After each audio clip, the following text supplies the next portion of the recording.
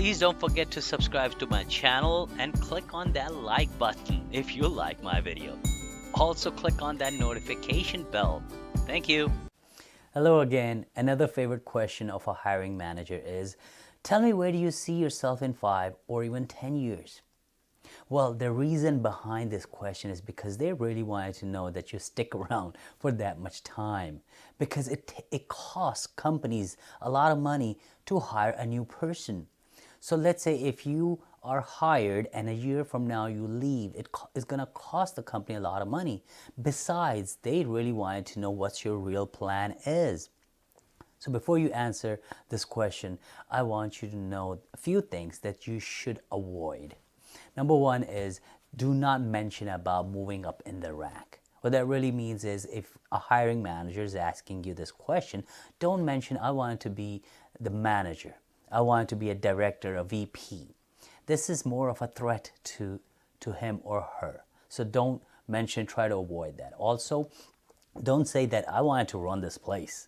I have had experience in the past where I have done an amazing job and I think I could do the same job here and I could lead the whole team. Try to avoid that. Also, I'm thinking of working 5 years on this company and then moving on. You don't want to say that. Don't make this company like a stepping stone to go to another company. Also, definitely don't mention that you are thinking of opening up your own company. So you want to work for yourself after 5 or 10 years. Don't say that again. If I wanted to hire someone to work for my company, I don't want him or her to leave after I have invested so much in that person. So try to avoid these things. Now, let's get into how you should answer. I want you to take a few minutes and think about this. Let's say if you are going for a job interview, whatever the job is, just close your eyes and think truly to yourself, where do you visualize yourself 5 years in this role? And then come up with a plan and real plan. And I'm sure you will find it if you really think it through. Because a lot of people get scared from this question and they make up this question. They try to gather information how to answer it. Don't do that. Literally try to close your eyes, visualize yourself, and think where you're going to find yourself 5 years from now in this role. So what I have done for you is I have put together stages where you should answer this question in a way, as that progression toward starting the job and all the way to 5 or 10 years. So first thing first is start with the short term. You could say that, firstly, when I get hired, I wanted to spend time to understand the environment. I wanted to know who the persons are, what are the different teams, who is who. I wanted to spend time learning the documentation, going through the documentation, your Wikipedia, anything that you have that will give me more understanding of how things work here. Then eventually, I wanted to fully support in my role. I wanted to fully support my manager.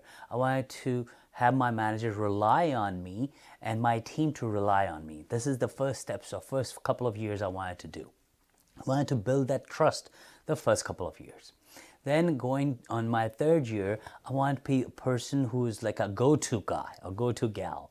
I wanted the person who could get things done for my team or even for other teams.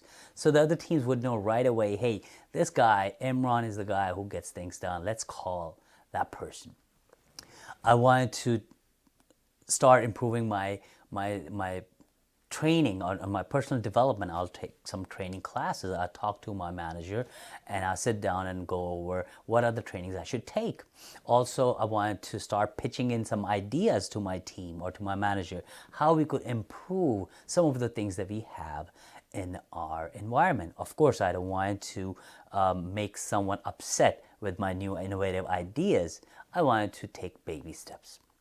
Then coming to the 4th or 5th year, then I wanted to implement, actually by that time I would have implemented a few things that would have improved productivity one way or the other.